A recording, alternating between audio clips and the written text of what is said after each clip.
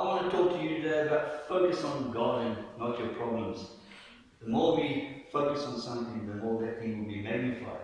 The more we think about our problems, the bigger they will become. When in reality, maybe they're not that big. If I went outside and I looked at the bright sun, and then I took a small coin and lifted it up to my eye, you know that the small coin will block out the sun? The small coin, billions and trillions of times smaller than the sun. Yet when I hold it close to my eye, it distorts the reality. It makes the sun look much smaller. Let me give you another example. You might go to the doctor and you get a bad medical report.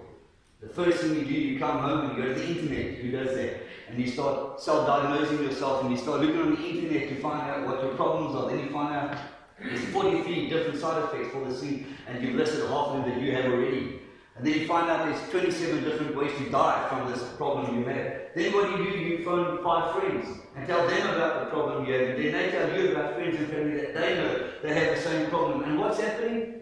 The problem is becoming bigger and bigger and bigger. When in reality it might not be that big. With medication or treatment, you might get over that sickness and recover very well. But because you're playing over and over, thinking about the problem, you're making it bigger and bigger in your mind. What Christians should be doing is just the opposite. We should not be focusing on our problems, but focusing on God. When we start to magnify God, we'll see that our problems become smaller and smaller and smaller. This is what a man in the Bible did. His name is called Jehoshaphat. So if you have your Bibles, we can open up the passage in the Old Testament called Chronicles. 2 Chronicles chapter 20, if you have your Bibles, and if you want, you can follow on the screen for your convenience. You're going to read about a man called Jehoshaphat and how he focused on God and not his problems.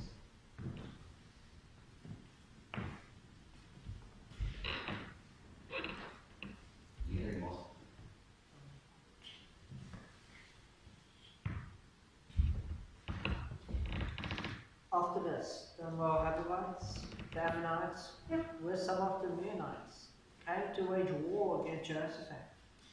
Some people came and told Jehoshaphat, "A vast army is coming against you from Edom, from the other side of the Dead Sea. It is already in Hazazon Tamar, that is engaging." Alarmed, Jehoshaphat resolved to inquire of the Lord, and he proclaimed a fast for all Judah.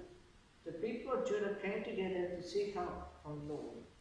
Indeed, they came from every town in Judah to seek him. Jehoshaphat is the 4th king in line after King Solomon. King Solomon was the last king of united Israel. After he died, the kingdom was divided into the kingdom of Israel at the top and the kingdom of Judah at the bottom. And after him came the kings of Abijah, Asa, his son Rehoboam, and then 4th and finally was this man called Jehoshaphat. And he was the king of the southern part called Judah, and he ruled in Jerusalem. And at the time of his reign, what happened was 3 mighty great armies came against him. They unified and made an alliance to come and attack and finish off the kingdom of Judah forever. So for your own knowledge, I'm going to show you a map of where this is. I'd like to give you some background information to the passage you're reading. To kind of inform you, it gives you a better picture of the message happening. So this is where we're talking about. This is Israel, modern day Israel. And this is the southern part of Judah. That part there will be Israel. Okay, so Jehoshaphat ruled here in Judah, he ruled in Jerusalem. So on the right hand side of the screen, you'll see the guys that came against you. They were the Ammonites, Moabites, and Edomites. They were all on the east side of the Jordan River. So what you see there's the Dead Sea, we see the Jordan River running right up to the Sea of Galilee. So they come from the east side, and they actually crossed over already, and they landed at a place called En-Gedi. You see En-Gedi there? It's not far from Jerusalem. So at this time, they were already in Judah. They weren't still planning the attack, they were already on his home ground, on his doorstep. If there was one person that should have felt discouraged, a bit of anxious, a bit of worried, it should have been Jehoshaphat. Because they were there. Mighty armies, he couldn't, he was outnumbered 10 to 1. There was no way his army was going to fight these guys. And second of all, he didn't have time to prepare, get his guys together, have a pep talk, he didn't get alliances from other people, nothing. He didn't have enough time. All he knew was, there are these great mighty armies, and they're right at his doorstep. If there was one person that should be worried, it should be him. It's easy then to focus on your problems, isn't it? Wow, look at this army coming against you. We are here, we're going to be defeated, we're going to be conquered. But not Joseph. You know what he done? He focused on God and not his problems. He called the people together and he prayed. And in that prayer, all he done was magnify the name of God. Let me show you what he prayed. 2 Chronicles 25, it says, each Jehoshaphat stood in the assembly of Judah and Jerusalem and the house of the Lord, the temple, before the new court, and said, O Lord God of our fathers, you are not God in heaven. Are you not God in heaven? And do you not rule over all the kingdoms of the nations? And in your hand there is not power and might, that there is no one able to withstand against you. Listen to that magnifying. He's not talking about his problems. He's saying, God, you are awesome. You have the nations in your hand. All power is in your hand. You hold the whole world in your hands, Lord. You can do anything. Who is able to withstand against you, Lord? Man, I wish we could pray like that. I wish we could open and start our day like with a prayer like that. Oh God, you're so awesome. Whatever comes against me, you already got the battle won. But so often we just complain, don't we? We just give God our list of complaints and problems. God, this is what I need to sort out today. And by Friday, can you sort this out? And next week we can get together again and I'll give you the next list of problems for you to sort out. Imagine if we started our prayer like this. Oh God, you're awesome. Nothing can stand against you. You rule the nations. You have all power in your hands. And then at the end of the prayer, it says something that really blows me away. The key verse for this message is this one. He says this, O our God, will you not judge? And then he's talking about the enemies coming against me. For we are powerless before this great multitude. Lord, we're powerless. We can't fight this fight. Nor do we know what to do. How brutally honest is that? He comes before God and says, God, his army coming against us, and we outnumber 10-1, and just to be honest with you, I don't know what to do, Lord. So hey, you help me. And then he says a key verse, but our eyes, say with me, are on you. Where was he focusing? On the problems? No. His eyes were on God, and his awesomeness, and his power. He says, God, we have this army coming against us. We don't know what to do, Lord. But you know what? I'm still not going to focus on my problems. I'm still not going to magnify them. I'm going to keep my eyes on you. Let me ask you today, where are your eyes focused? Whatever battle you're in, no matter what army is coming against you, what are you focusing on? Are you spending more of your time focusing on the problem? Or are you spending more of your time with your eyes on God? You know, so often we just like to do just the opposite of what Joseph had done. We just like to see the problem all the time. There's another story in the Bible about the Israelites. They just came out of Egypt with Moses on the Exodus. They got en route, they went right up to the borderline of Canaan, to the promised land. So what Moses done was he sent 12 scouts into the land to go check it out. 12, one from each tribe of Israel. They went in for 40 days scouting the land. When they came back, 10 of them stood forward and said, sure, Moses, there's giants there, and these guys are huge and they're tall. We cannot conquer them. It's impossible. We'll be defeated. 2 others stepped forward. Their names were Joshua and Caleb. They stood forward and said, Moses, yeah, there are giants here, and they're great and tall. But you know what? We can take them. We can conquer them, because our God is greater than those giants. You see them? They both went to the same place. They saw the same situation. But 10 of them focused on the problem. 2 of them came back and magnified their God. Do you know what happened? Because of their fear and their faithfulness, because the rest of the people of Israel raised with the tent. They said, oh, we're scared, we can't take the land. Because of their faithlessness, God punished them to wander the desert for 40 years. 1 year for every day spent in the promised land.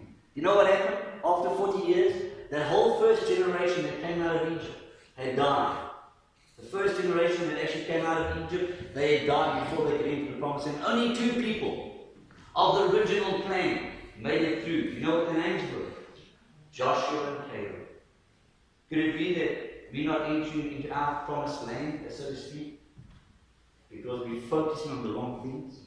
Can we not be like Joshua and Caleb and just focus on God and say, God, no matter what problem I have, you're bigger than it? The problem is a perception.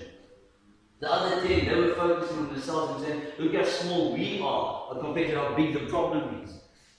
Our focus should be, look how small the problem is compared to how great our God is. Magnify God. Where are your eyes focused? On the problem or on God? Let's get back to Joseph. What happened was he prayed this awesome prayer and said, God, we don't know what to do, but our eyes on you. What happened next is a man stood forward from the crowd. His name was Jehaziel, son of Zechariah. We don't know anything about this man, but somehow God spoke to this man to give a message to the king and the people of Judah. He stood forward and said, listen, King Jehoshaphat, and to the people of Judah. And he gave a word from the Lord. You know, it's not only the minister and the priest and the pastor that you'll get a message from. Don't discount the other people in your life. There might be other people in your life, ordinary people, family, friends, people at the doctor's office, in your work, that God has anointed at that specific time to give you a word that's going to thrust you to a new level of your destiny.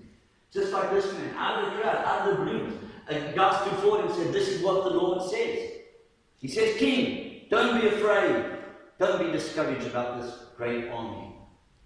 And I'm not going to tell you what he says next. I want to show you what he says next. This is what Jehaziel says. Do not be afraid or discouraged because of this vast army, for the battle is not yours, but God. Isn't that so cool? I love that statement. He says here, there's an army coming against you just that year. You know, in the natural view, outnumbered, you're probably going to be defeated. But the good news is, it's not your battle. It's the Lord's battle. You know, there are some battles that we can fight. You know, if I cut my finger, put a plaster on it. If I get a little flu, I can take flu takes. But there's some battles that we can't. It's when you're struggling with your marriage and you're hanging on to a thread and you meet the therapists and counselors and nothing's working. When you've got an illness and you've taken the therapy, you've taken the medication, you've seen the doctors and still you're not getting any better.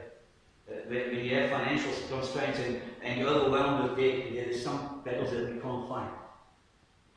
Let me encourage you, the battle is not yours, it's God's. God says, you just walk. He says, get ready, put your armor on, we're going to battle. I don't lift a finger, because this battle is mine. Jehoshaphat, there's not a chance you're going to win this battle, because I'm going to win it for you. Isn't that encouragement for you today? I don't know what battle you're in today. I don't know what valley you find yourself in. I don't know what army's coming against you. But let me encourage you with those same words. The battle is not yours. It's God's. It's always been God's. We just got to learn to let Him fight our battles for us. I love what Joseph had done. You know what he done? He got his army together. I told you a couple of weeks ago that we've always been in battle. God's always going to win the victory. And sometimes we don't have to lift a finger, but we're always going to get into battle. So that we're going to get into battle, get the armor on, they were ready. The army was ready to go. What Joseph had done was he put his musicians out in front. His musicians. They played guitar and the flute and the harp and all that, and they started to sing. And you might think that they were singing like a war song, like a military song. Off to war we go, with our swords. No, they weren't even singing that. You know what they were singing? They were singing, give thanks to the Lord, for His love endures forever. Isn't that so cool? They were singing a song about God's love. On the way to war, on the way to battle. Let me give you a principle that goes all throughout the scripture. Praise precedes the victory. No matter what battle you're in, you start singing God's praise and giving Him the honor and the glory. In worship, in song, in voice and dance, and the victory will be yours. They were singing, give thanks to the Lord. His love endures forever. They were singing and dancing, clapping hands, on their way to battle. Do you know what happened? When they got in the vicinity of the enemy, the Moabites and the Edomites, they got so afraid when they heard the singing and the dancing and the clapping. You know what they done? The enemy started to attack each other. In the confusion, they started to attack each other. And they killed one another. So when the Jews eventually got there, the people of Judah, after their singing and clapping, they got to the battlefield and they were all dead already. They didn't have to lift a finger. God had won the battle for them. Not only that, they had a lot of plunder and loot, because they left everything. They had camels and tents and gold and silver and weapons and all that. It took 4 days for the people of Judah to carry all that stuff back to Jerusalem. 4 days. God not only won the battle for them and gave them the victory, but He brought them out better than they were before. You know, sometimes we see ourselves in a valley. You know, Christians have this image that we are in a valley of despair and defeat. And then the opposite is the mountaintops of praise and victory. That's often how we see it. And this was like that. It was a valley, but God didn't call it a valley of defeat, a valley of discouragement. He called it a valley of blessing. Let me show you what he says. The last part, he says on the fourth day. So they took all the gold and silver and all that back. On the fourth day they came back and then they gathered together. They assembled in the valley of Baraka. Say Baraka. Obama Baraka. That's actually where his name comes from. But Baraka, that means praise or bless. For there they blessed the Lord. For there they praised the Lord. Therefore the name of that place was called the valley of Baraka until this day. You might see yourself in a valley today of maybe defeat. Every voice is telling you, you're never going to get out, you're going to be defeated. You're going to die here. Let me encourage you, there's another voice speaking, and that's the voice of God. And God says, you don't have to worry about it, the battle's mine. You don't have to lift a finger, I'll fight the battle for you. Even in the valley, I will bless you. God's going to turn your battlefield into a blessing field. Baraka means praise, bless. You might see yourself in a valley today. Don't be discouraged. The battle is the Lord's, and He's going to win the victory for you. And He's going to bring you out better than you were before. Let me close with a story about this small boy. On his street, he had a bully that always bullied him. And he got really discouraged by this. And he thought he could stand up and kind of fight back, but he was too afraid, he was too scared. So what happened was his father one day bought him a telescope to look at the stars and the moon and the planets. So the next day his father comes out and the son's got the telescope on the porch. But he's looking at it the opposite way around. He's looking at the big lens instead of the small lens. So he's got the telescope the wrong way around. And his father says, oh no, sorry my son, you're using it the wrong way. You're looking at the telescope to the wrong end. And his son says, no Dad, I know that. But right now I'm looking at the bully down the road and he looks so small, I'm not scared of him no more. Maybe you need to change your telescope around. Maybe we've been magnifying the problem too long. Maybe it's time to change that telescope around and start seeing the problem in small. And our God is great. You know the song, How Great Is Our God? Exactly. Stop focusing on your problems and stop focusing on God and His power and His strength and His goodness and His love and His mercy and His forgiveness. The more we focus on God, the smaller our problems will become. Maybe like the people of Judah, you find yourself in a valley, in a battle. The army seems insurmountable. Let me encourage you, the battle is not yours, it's God's. God has promised not only to win the battle for you with a victory, but to see you through all the way, and He'll even bless you in the valley. But it all starts by you focusing on God and not your problems. Amen. Amen. Let's sing a song. This is a song we sang last